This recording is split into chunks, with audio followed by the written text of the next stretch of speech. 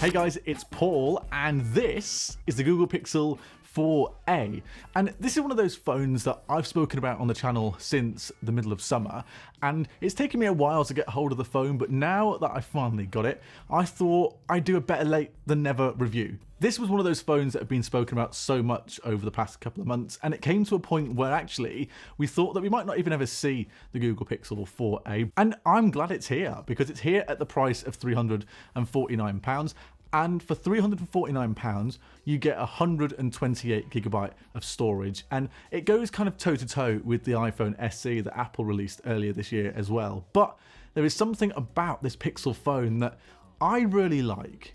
As soon as you pick the Pixel 4a up, you can tell straight away that it's not a flagship phone, because it feels a little bit plasticky. It kind of feels a little bit less value, if that makes sense, and it is really light. Like, it's really light, but I like that about this phone. If you pick up the Google Pixel 4a, it is a plastic body, and you can tell that straight away, and that means there's no wireless charging on it. But you've got to remember, £349, we can live without wireless charging for that price. One of my favourite things on Pixel phones, and it has been for ages, and it sounds stupid, but it's the little things. So it's the little things like that power button there, so you get that coloured power button, and that just is quite contrasty to the rest of that matte black design, because there's not much going on with the Google Pixel. It is pretty much just black all the way around, and there's something about having that little extra bit of colour on the side which is really nice. The other thing is that the buttons on this phone are really good. I think Canoopsy said this in his video, but you can hear how,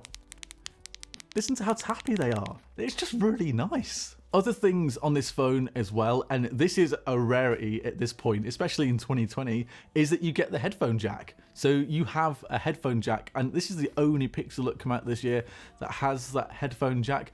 And I think most people at this point have switched over to Bluetooth headphones, but if you haven't and you're still holding on, then there's a headphone jack here for you. The speakers on this phone they're okay, you know, for £350, they're £350 worth of speakers. So it's not amazing when you're listening to music or you're looking at videos or whatever on this phone.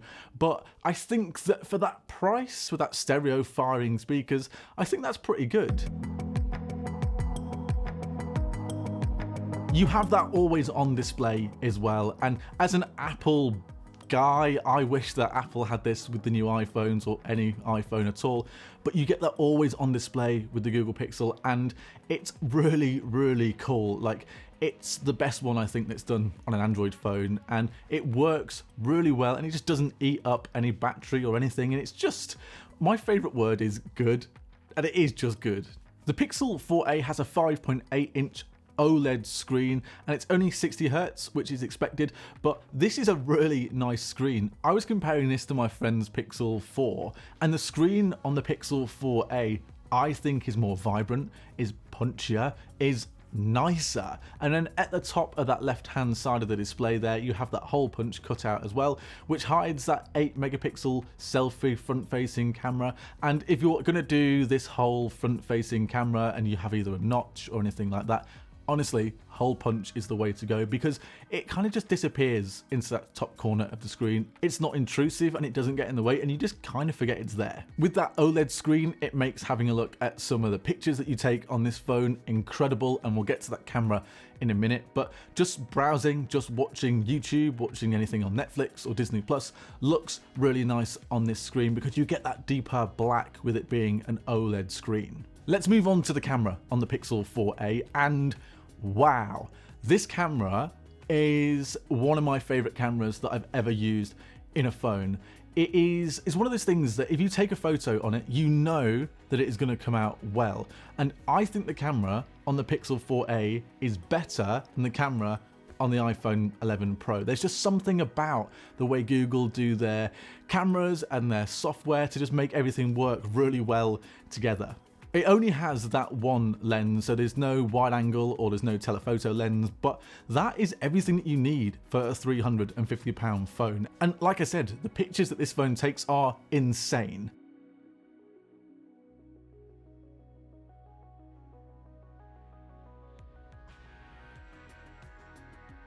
If you're taking this in daylight, then Everything on here looks sharp, it looks contrasty, it's punchy, it's brilliant. Night sight on this phone as well is brilliant, so you can take photos in almost complete darkness and it might even look like you've taken them in the day, which is something which is really nice. But the photos that you take on this phone are insane. That front-facing camera is okay as well. It's 8 megapixels like I mentioned earlier on, so nothing out of this world, but it does the job. Video on Pixel phones have always been let down just a little bit, and on here it's not the best video that you can get on a phone, but you got to remember the price point of this as well, and Pixel phones aren't really about taking video.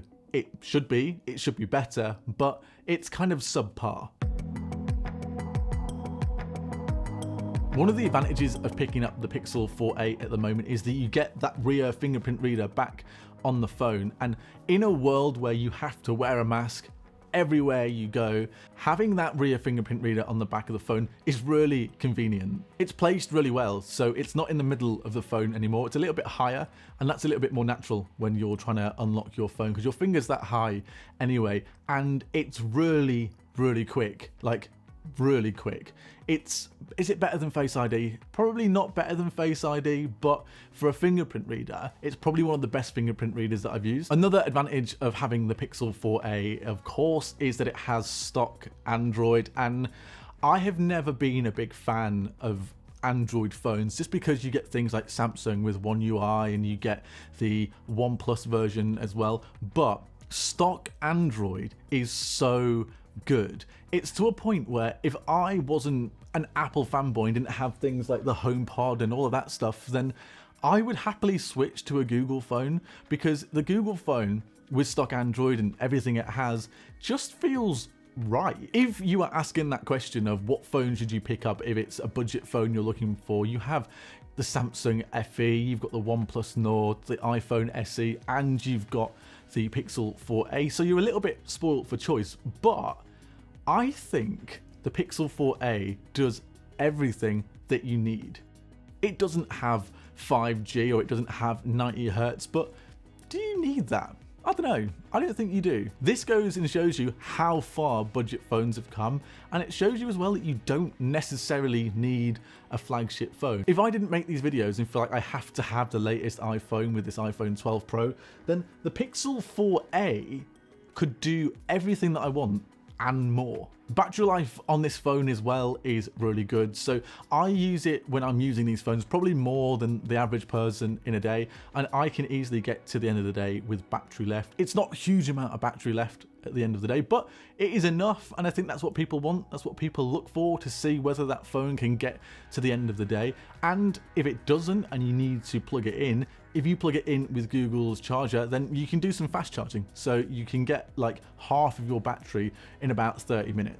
Until I got this phone as well, there was this little weird part of me that was like, that whole matte black finish looks really ugly and there's no really standout colors, but it actually is really good when you get it in your hand. That small size of the phone as well makes it really easily reachable from one side to the other, which one-handed phones are my favorite thing in the world, so good job on that, Google. Scrolling through apps and opening and closing stuff and going from one app screen to another, or scrolling through whatever, is really quick, and it's as quick as what you'd expect a flagship phone to be. And the good news is that this phone will get 3 years of updates from Google as well. Overall, my thoughts on the 4a are that it is a fantastic little phone for £350, $350, wherever you are. And if someone came to me now and said, I've got £350 to spend on a phone, what do you think? I would say the Pixel 4a.